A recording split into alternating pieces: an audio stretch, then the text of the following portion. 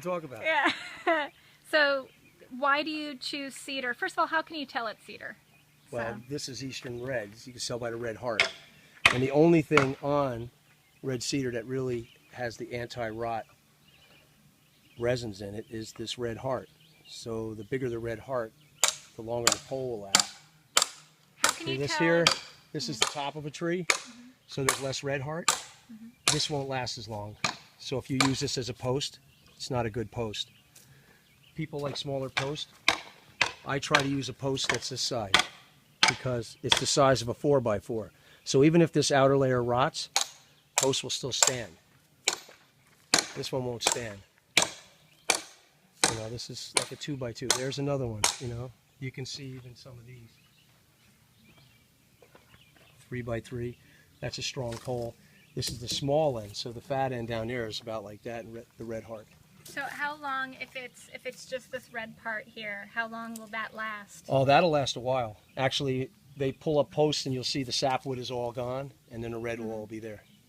So that's in the ground, could be, I don't know, 50 years maybe. Whoa. The red part. Yeah. You know. So how can you identify a cedar tree? I mean. This is Eastern Red. It's a lot denser than white cedar. White cedar is very porous.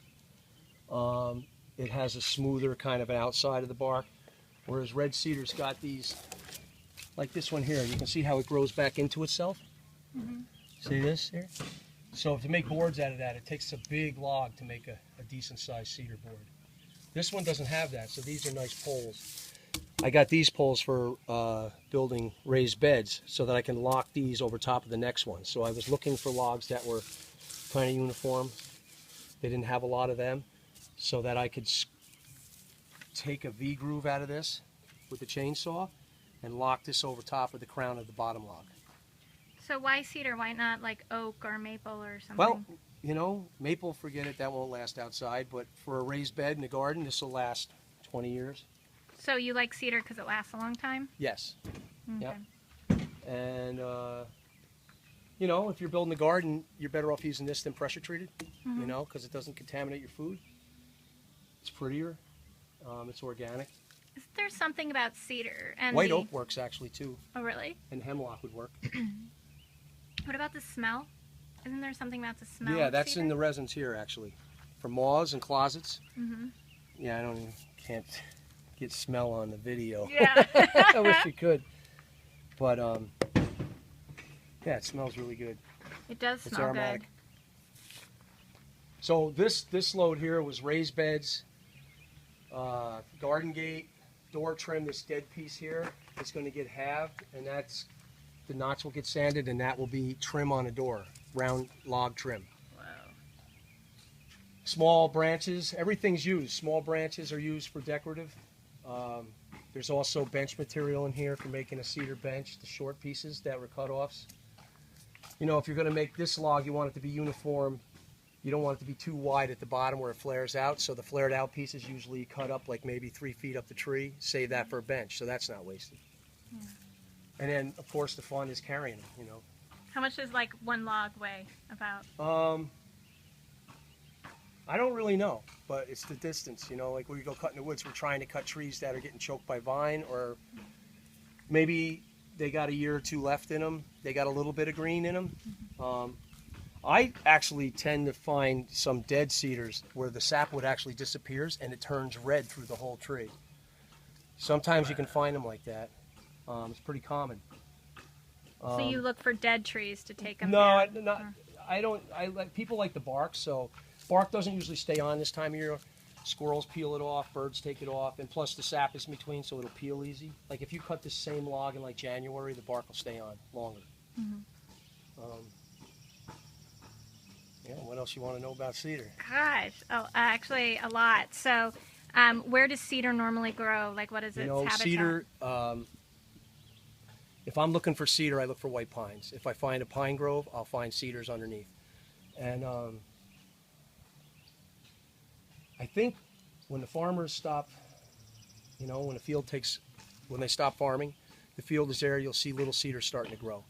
And They grow really fast in the beginning because usually the first tree of new growth.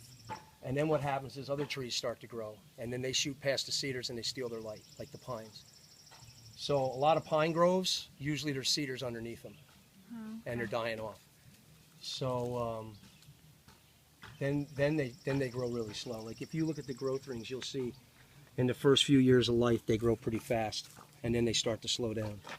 So it's big in the center, and then it gets smaller. Yeah. And so how tall are they usually then? These trees were probably 50, 60 feet, maybe 50 feet. Oh, that's tall. Yeah. Well, I'll just give you an idea.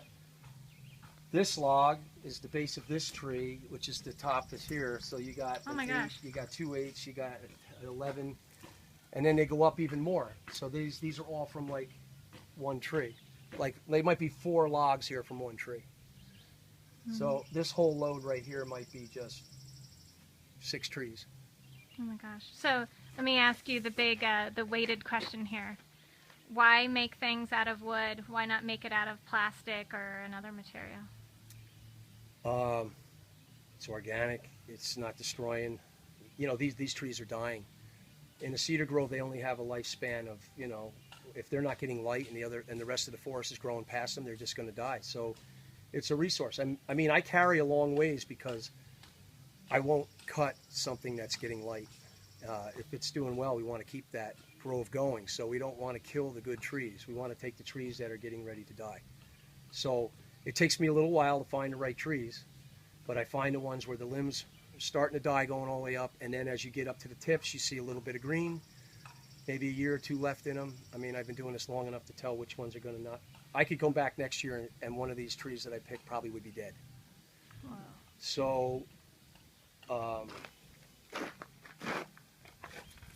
people are getting green and people are going back to natural products. We have them here. I mean, it's something that can be planted. It's something, if it's managed well, we could use. And the thing is, we really don't need plastics. We don't need a lot of the stuff we have. So if you're just looking to keep yourself a garden, to take care of your family, we don't really need to kill a lot of trees. It's when we start killing trees to buy Winnebagos and to buy Harleys and to buy jet skis and to do all that, that's when we have a problem.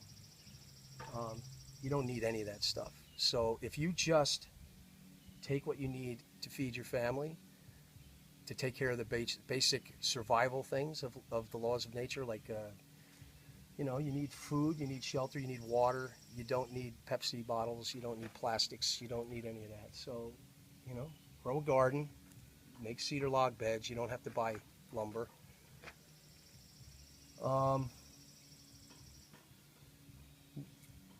Yeah, I don't know what else you want me to say. Thank you, Hoppy. You're welcome.